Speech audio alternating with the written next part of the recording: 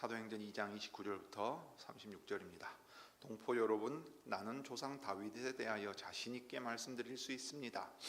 그는 죽어서 묻혔고 그 무덤이 이날까지 우리 가운데에 남아 있습니다. 그는 예언자이므로 그의 후손 가운데서 한 사람을 그의 왕좌에 앉히시겠다고 하나님이 맹세하신 것을 알고 있었습니다. 그래서 그는 그리스도의 부활을 미리 내다보고 말하기를, 그리스도는 지옥에 버려지지 않았고 그의 육체는 썩지 않았다 하였습니다. 이 예수를 하나님께서 살리셨습니다. 우리는 모두 이 일의 증인입니다. 하나님께서는 이 예수를 높이 올리셔서 자기의 오른쪽에 앉히셨습니다. 그는 아버지로부터 약속하신 성령을 받아서 우리에게 부어주셨습니다.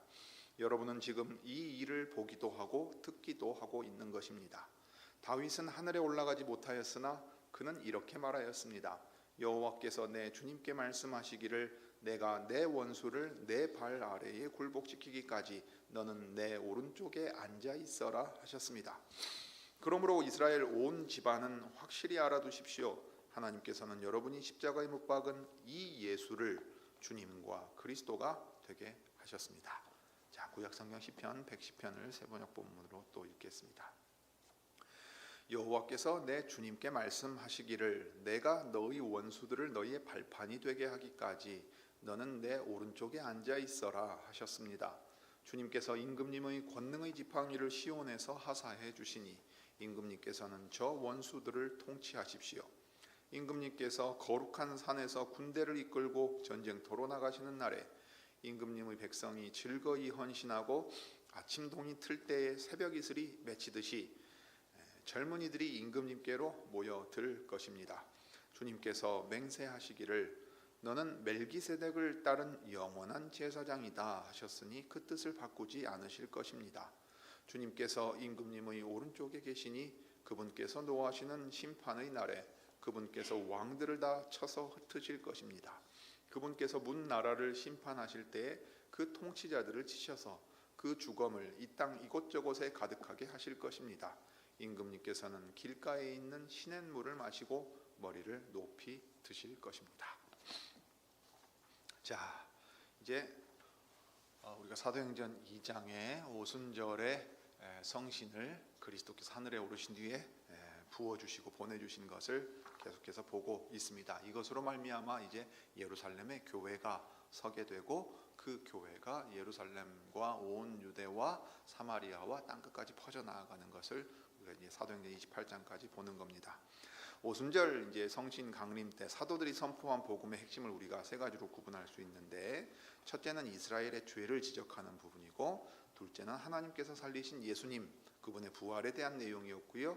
오늘 이제 33절 36절 부분은 주와 그리스도가 되게 하신 예수님인데 승천과 다스림에 대한 내용입니다. 그래서 셋째 내용을 살펴보기 전에 여기 다윗이 선지자라 하는 말의 뜻을 다시 한번 생각해 보려고 합니다. 베드로와 사도들이 다윗을 선지자라고 할 때 그 근거는 하나님의 맹세에 기초해서 그리스도의 나라를 깨달아 전했다 하는 데 있습니다. 다윗의 보좌가 영영이 계속될 것이라는 약속을 받았을 때 다윗은 인간으로서 자기 후손이 하나님 앞에 범죄함 없이 왕으로 통치할 것이라 생각하지 않았습니다. 다윗은 벌써 자기가 큰 죄인이라는 사실을 밧세바 사건을 통해 깨달았고, 그 죄의 뿌리가 그 죄 가운데 잉태되었다는 그 사실에 있다는 걸 고백하지 않았습니까? 시편 51편의 고백이지요. 따라서 하나님의 언약과 약속이 주어졌어도 죄인으로서는 그 죄가 강력한 힘을 발휘해서 그에게 영향을 끼친다면 그 언약에 신실할 수 없다는 것을 깨닫고서 한 영원한 왕을 하나님께서 세우실 것을 안 것입니다. 주신 약속과 계시에 기초해서 그리스도와 그분의 나라에 대한 이해에 이르도록 하나님께서 친히 이끌어 가셨습니다. 그러니까 미리 보았다 하는 것을 단순히 꿈에 그냥 한번 이 사건을 보여줬다라고 보는 게 아닙니다. 하나님의 뜻은 이러하구나, 그러니 이렇게 진행이 되겠구나 하고 깨닫게 하셨다고 이제 생각해야 되는 겁니다. 그런데 한 인간 왕이 하나님의 약속 가운데 왕의 자리에 오르는데도 큰 음모와 악이 움직이는 걸 다윗은 경험했지요. 사울에게 죽을 뻔했고 유다에서뿐만 아니라 통일 왕국의 왕이 되기까지는 아주 지난한 아주 어려운 시기를 거쳤습니다. 그래서 의인과 악인의 싸움이 있고 악인이 의인을 죽음에 이르게 함으로써 악이 승리한 것처럼 보이지만 하나님께서 의인을 반드시 살리셔서 영원한 왕으로 세우실 것이라 했습니다. 그래서 자기 뒤에 오는 자기 후손 가운데 한 영원한 왕이 설 것을 미리 보고 말했습니다. 악인이 그를 둘러싸 죽일지라도 하나님께서 그를 일으키실 것이고 일으키신 그를 반드시 약속하신 왕의 자리에 앉히실 것을 말했습니다. 그 예언이 바로 시편 110편이라는 게 사도들의 선포의 핵심입니다.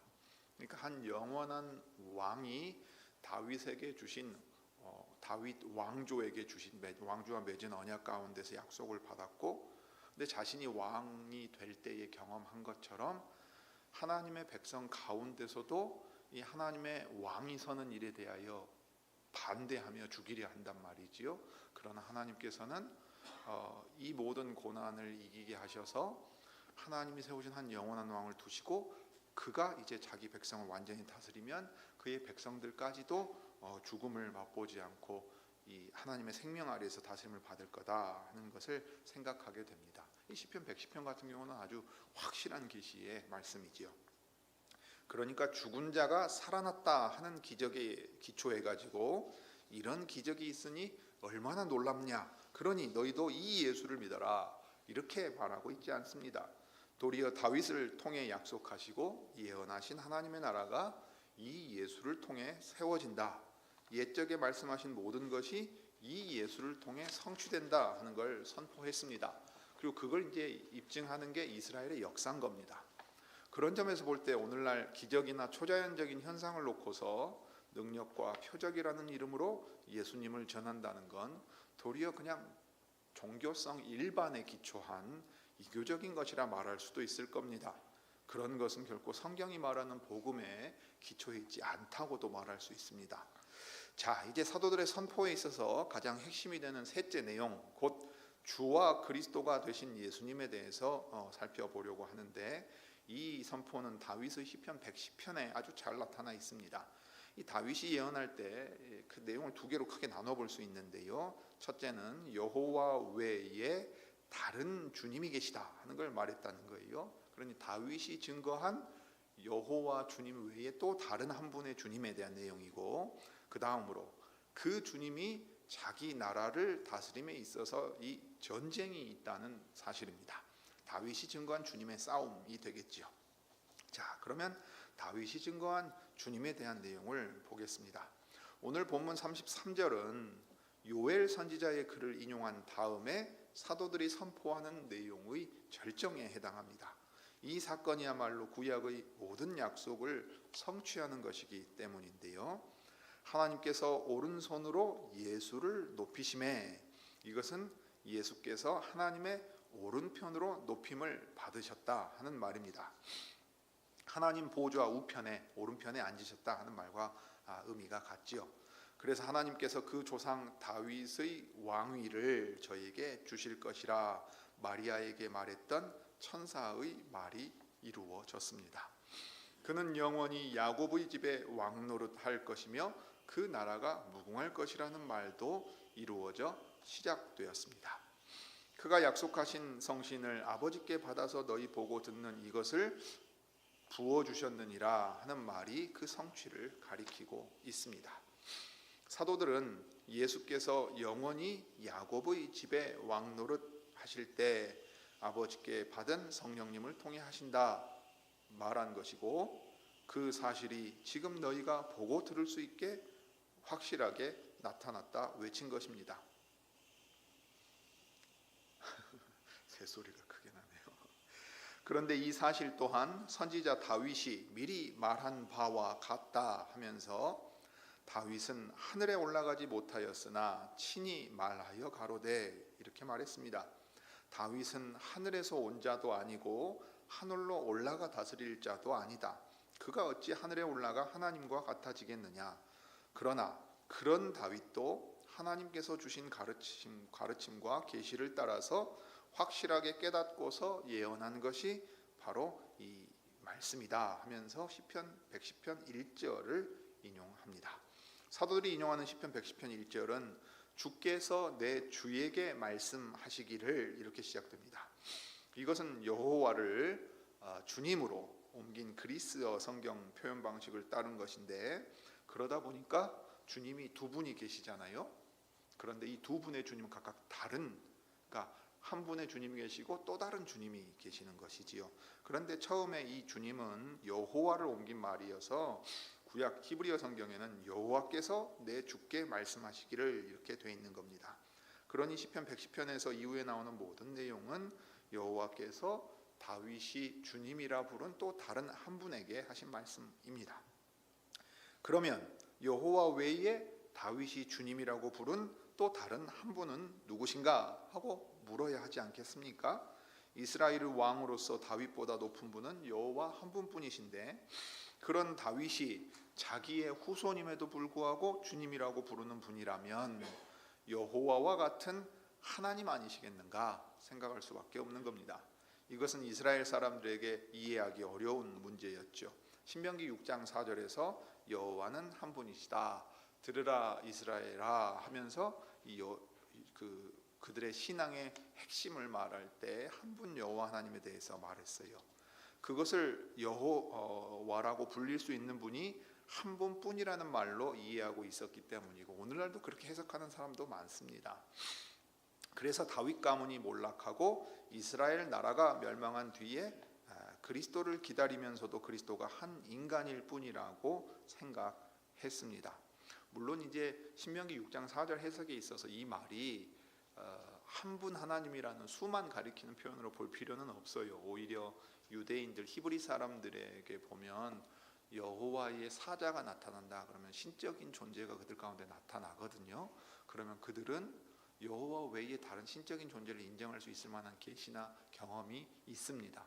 그러니까 한 분이시라는 말을 꼭 숫자의 개념으로만 생각한 것은 아니라고요. 왜냐하면 이 맥락은 여호와 외에 다른 신은 없다 하는 우상 숭배를 금지하고 믿음의 고백 가운데에서 나오는 말이기 때문입니다. 신학적으로는 대단히 중요한 의미가 있는데 그 정도까지만 생각해 보시면 됩니다. 자, 시편 110편에서 다윗이 주님이라 부르는 분의 정체에 대해서는 우리 주님이 직접 알려주셨습니다. 그렇게 함으로써 제자들과 무리가 그리스도께서 하나님이심을 알게 하신 부분이 이제 복음서에 나오지요. 우리가 사도행전 보고 있으니까 누가복음을 가지고 보겠습니다. 누가복음 20장 41절부터 44절 말씀입니다.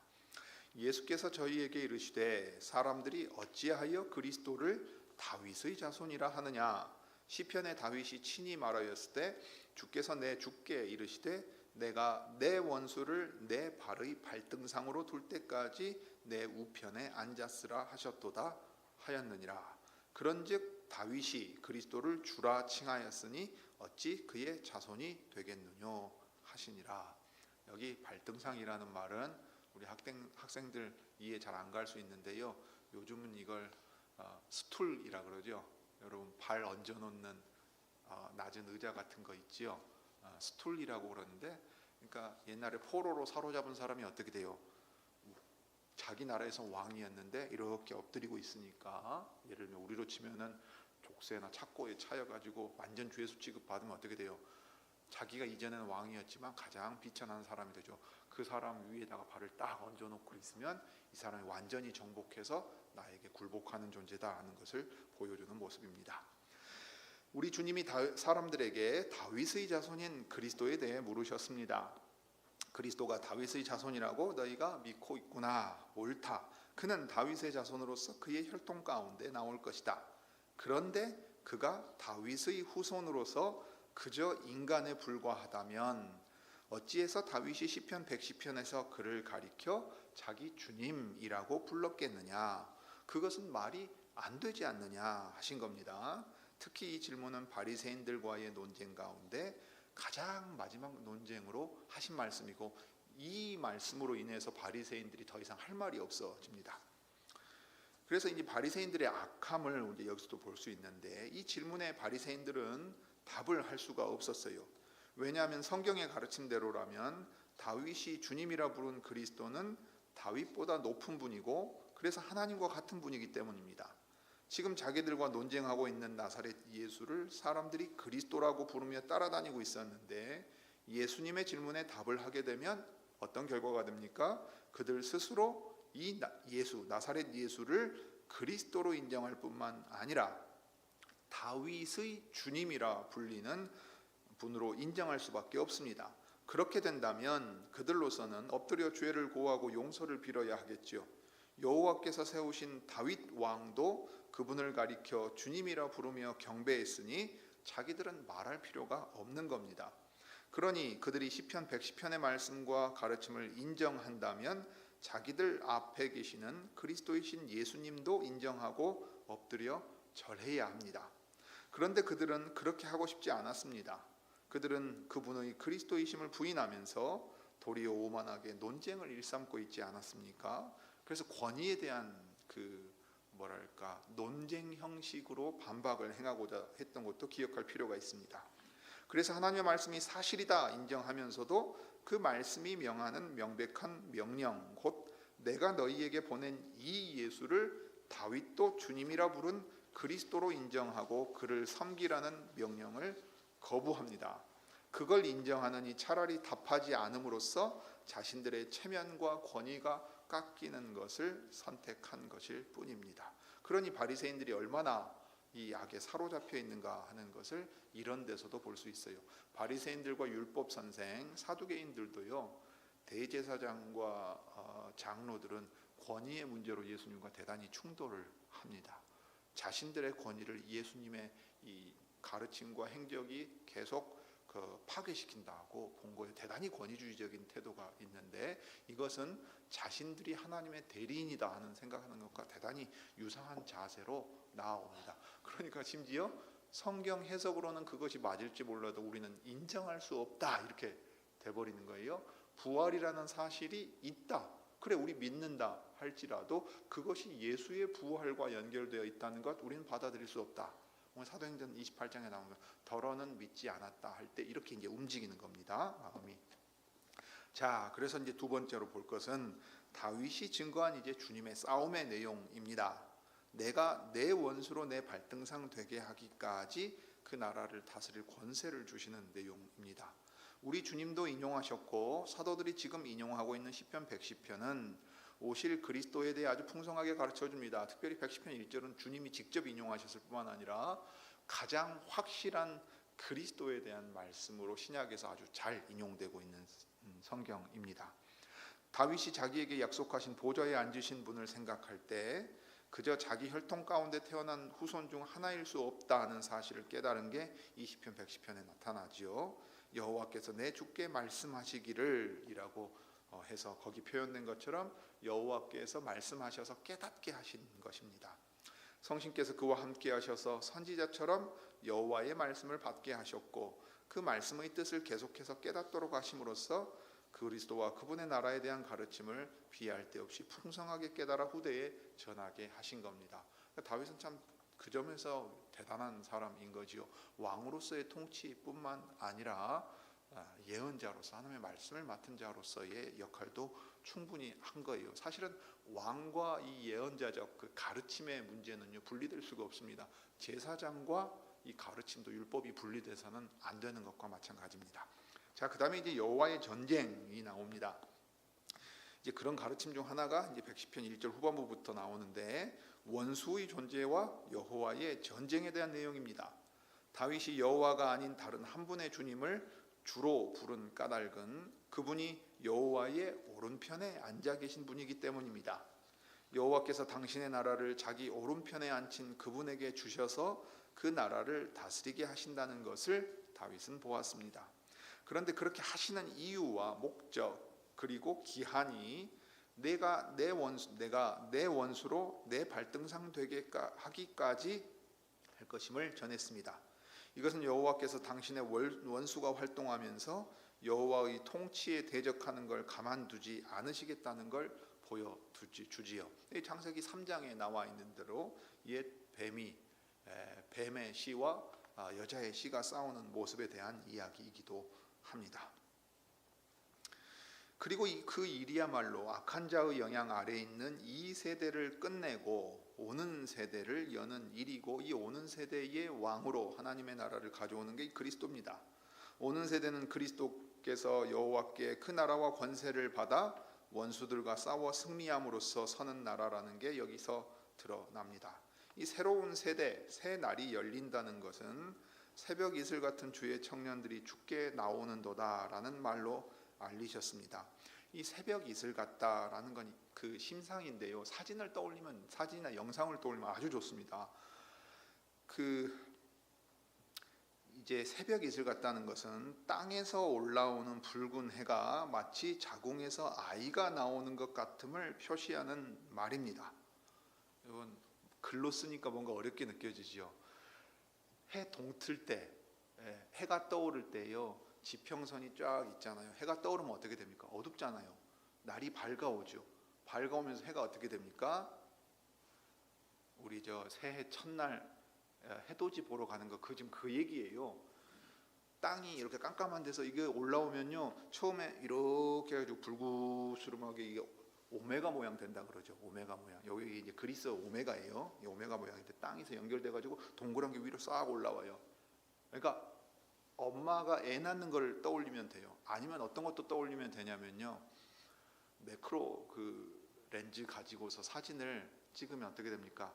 풀잎에 이슬이 맺힌 거 찍으면 어떻게 되죠? 물이 동그랗게 맺혀가지고 오메가 글자가 뒤집힌 것처럼 보이죠. 딱 그 얘기입니다. 해가 땅 위로 올라올 때 그 모습이에요. 자, 그럼 여러분, 전쟁 언제 해요? 전쟁을 언제 하는 게 효과적입니까?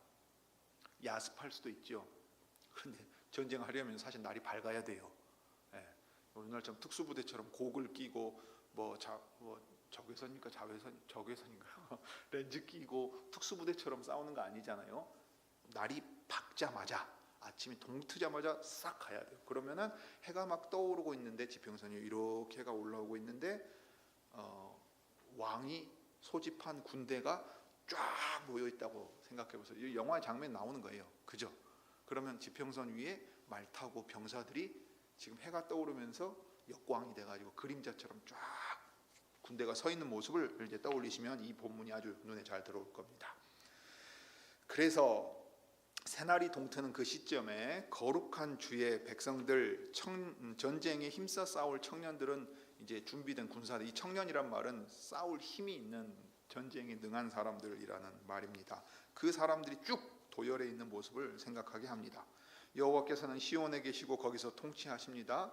그래서 시온의 자기 보좌 오른편에 그 주님의 보좌를 펴시고 통치자의 권능을 상징하는 호를 내어 보내어 다윗을 죽게 해주십니다. 작은 지팡이 같은 거지요. 왕권의 상징입니다. 그 호를 받아서 다윗의 주님은 원수들 가운데 원수들과 싸워 이기시어 그들을 포로로 잡고 심판하면서 당신의 나라를 이루어 가십니다. 그 싸움이 모든 원수를 멸하고 모든 나라와 그 왕들을 쳐서 파함으로써 이루어질 것입니다. 그러면 이 전쟁이 어떤 방식으로 수행될 것이냐 하는 것도 시편이 이야기합니다. 이 싸움은 군대의 수와 무기의 뛰어남을 가지고 싸우는 싸움이 아닙니다. 이것은 3절과 4절에 잘 나타나 있습니다. 여호와의 주께서 권능을 받으시고 싸우러 나가실 때 주님의 백성들을 불러 모아서 군대로 쓰십니다. 여러분, 군대로 불려서 전투하러 나간다. 그러면 어떤 사람이 나가야 돼요? 체격 좋고 체력 좋고, 그 다음에 평소에 운동 좀 하고 무기도 잘 쓸 수 있는 사람이어야 되지 않겠어요? 그런데 이 중요한 싸움을 묘사할 때 군대의 수가 얼마인지 말하고 있지 않습니다. 오히려 그 백성이 이 싸움을 위해 어떻게 준비되었는가를 묘사할 때 거룩한 옷을 입고 즐거이 헌신했다 하고 말했습니다.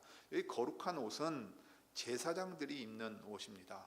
거룩한 세마포라고 할 때 세마, 아마, 오늘날로 치면 린넨 계열의 그 옷이라고 보면 아주 좋을 텐데요. 그래서 이런 옷을 입고 제사장들이 입는 옷을 입고 나온 겁니다. 그러니 이 싸움은 여호와의 주님으로 인해 왕을 섬기는 제사장들의 나라가 되어 거룩한 백성들이 싸우는 싸움임을 알려주셨습니다. 출애굽기 19장에 나오는 언약의 목표예요. 이 일을 위해서 여호와의 주님이 멜기세덱의 반차를 좇는 영원한 제사장이라 하셨습니다. 이 왕이 먼저 제사장들의 제사장이에요. 그러면서 멜기세덱처럼 아브라함보다 높은 존재로서 하나님과 아브라함 사이에서 복을 비는 그런 권위 있는 존재라 하고 말했고, 제사장직이 영원할 것을 들려주시는 겁니다. 왕으로서도 영원하시지만 제사장으로서도 영원히 자기의 일을 행하실 것을 들려줍니다. 죄로 죽었던 이들을 거룩한 백성으로 만들기 위해 그들과 하나님 사이에서 영원한 제사장으로 있는 분이시지요. 그러니까 그 이름을 예수라고 지으라고 할 때 그분이 자기 백성을 그들의 죄에서 건져내실 분이기 때문이라 했고, 요한복음 1장 29절에 보면 이제 세례자 요한이 예수님 자기 제자들에게 예수님을 가르쳐 뭐라고 말합니까? 보라, 세상 죄를 지고 가는, 여기 지고 간다는 말은 지고 가서 치워 없애버리는 거예요. 하나님의 어린 양이로다라고 말했어요. 이것을 통해서 그 하나님의 백성과 하나님 사이의 영원한 제사장으로 있는 분이 여기 여호와의 주님이심을 이제 가르쳐주고 있습니다. 주님의 백성이 자기 힘으로 싸워 이기는 게 아니고, 군대의 숫자와 병거를 의지하는 것도 아니고, 하나님의 거룩한 능력으로 승리하는 전쟁에 대해서는 여리고 전투를 통해서 이미 가르쳐 주셨습니다. 그러므로 여호와의 주님이 만드셔서 불러 모으신 그분의 백성은 그분으로 말미암아 거룩해진 백성입니다. 그 백성은 그 왕이 시키는 대로 모든 나라의 왕들에게 나아가 그저 그 주님이 시키는 대로 하는 군사입니다. 근데 이 왕이 다른 나라의 왕을 먼저 쳐서 굴복시킴으로써 다른 사람들을 포로로 사로잡아 끌어올 수 있게 되시죠. 그러니까 예수께서 제자들을 파송하실 때에 사탄이 번개처럼 땅에 떨어지는 것을 보았다 하고 말씀하시는 거예요. 가장 강한 자를 결박한 다음에 그 손에 있던 자들을 빼내어 온다 하시는 겁니다. 예수께서 하시는 일이 마귀의 일을 멸하러 오셨다 말할 때 이 일을 하시는 겁니다. 그래서 이제 그 뒤에 자기 백성이 그 싸움을 싸울 수 있게 하시는데, 힘으로 싸우는 싸움이 아니니까 이 싸움은 그저 그 왕의 왕되심과 그 나라를 전파하는 선포로 이루어지는 싸움입니다. 보아도 보지 못하고 들어도 듣지 못하고 마음으로 깨닫지 못하는 사람들의 마음이 변화되고 볼 수 있게 되고 들을 수 있게 돼서 즐거이 헌신하는 거룩한 백성으로 옮겨오게 되는 거예요. 그래서 정말 전도에 미련한 것으로 싸우게 하시고, 사람들이 볼 때는 이게 무슨 능력이냐 생각할 것이지만 그 사람들 자신이 완전히 변화돼서 여호와의 군대가 하나님의 백성이 돼서 전에는 적군이었던 사람이 아군의 군사가 되는 데까지도 바꿔가십니다. 그래서 이 전쟁의 능력에 대해서도 우리가 볼 수 있는데, 이 싸움에서 그 주님과 그분의 백성이 그러면 어떻게 이길 수 있는가 하는 질문을 하지 않을 수 없죠. 여호와께서 내어보내신 권능의 홀 때문입니다. 이 홀은 한자로 쓰는 말이죠. 왕권을 상징하는 물건입니다. 그러니 이 물건을 통해 그 권능을 수행할 수 있는데, 보통 세상 나라의 왕들에게 그 권능은 군대입니다. 또는 병기예요. 그러나 여호와의 주님의 나라에서는 그 군대의 거룩함이 그 능력이고, 결국 그 거룩함의 원천이 무엇이냐 따지면 그것은 여호와와 여호와 주님의 거룩함 자체가 그 능력이 되는 겁니다. 여호와께서 주님께 권능의 홀을 내어 보내셨다는 것을 사도행전에서 승천을 놓고 생각하면 이것은 여호와의 권능이 아버지께서 약속하신 성신이시라는 것을 우리가 알 수 있습니다. 이 성령님은 새 언약의 신으로서 거룩한 백성을, 그러니까 죽음에서 살려서 죽어있던 이들을 살려서 거룩하게 만드시고 거룩한 군대로 이끌어 가시는 분입니다. 그들 안에 기꺼이 자기 왕을 위해 싸우러 나갈 마음을 만들어 주시고, 그 왕의 싸움이 어떤 싸움인지 알게 하시는 지혜의 능력이시기도 합니다.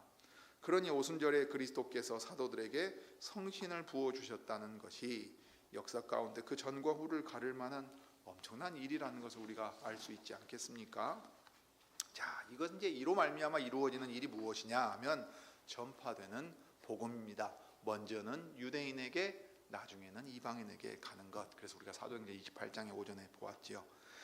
이런 어마어마한 일을 눈앞에서 보고도 주님의 권능의 날이 시작됐다 하는 것과 여호와의 날이 임했다 하는 걸 깨닫고서도 감히 서 있을 수 있는 사람은 없습니다. 더욱이 이 선포를 들은 이스라엘 사람들은 자기들이 여호와께서 보내신 주님을 십자가에 못 박아 죽임으로써 그 일이 성취되었다는 것을 깨달았습니다. 그러니 무시무시한 두려움이 그들 가운데 찾아왔습니다. 그래서 이스라엘 사람들이 마음에 찔려, 그러니까 자기들이 한 일을 깨닫게 되었어요. 두려운 마음이 들었지요. 그렇다면 어떻게 해야 되겠는가? 형제들아, 우리가 어찌할꼬 물었습니다. 이 마음에 찔렸다고 하니까 마음이 불편했다 정도로 생각하기 쉬운데 결코 그렇지 않습니다. 그들은 이스라엘이 포로로 사로잡혀가 나라가 망했을 때보다 더 무서운 상황인 거죠.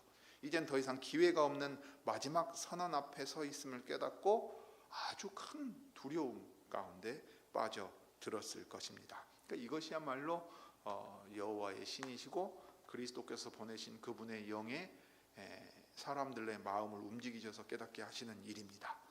이제 심판하시는 여호와의 날이 이스라엘에게 먼저 찾아왔습니다. 그리고 거기서 시작해서 사도들과 제자들의 증언을 통해 땅 끝의 모든 민족에 이르기까지 전파됩니다. 그러므로 이스라엘이 먼저 회개하고 돌이켜야 됩니다. 세례자 요한과 예수님의 공생의 첫 메시지가 뭐였습니까? 회개하라, 돌이켜라, 돌아와라. 왜냐하면 하나님의 나라가 지금 오고 있기 때문이다. 너희가 하나님께 대한 반역자라고 이스라엘을 향하여 먼저 외쳤습니다. 그 다음에 이 복음이 이방인에게도 가고 그들이야말로 그들이 친히 이 복음을 기쁘고 즐거이 받아들일 것을 이제 바울이 말하는 겁니다.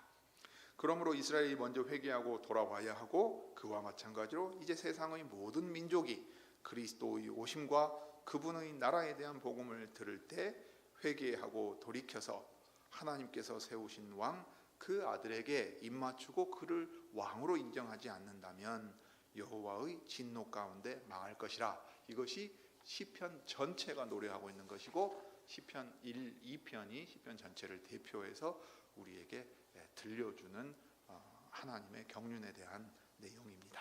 자, 오늘은 여기까지 보시지요. 기도하겠습니다.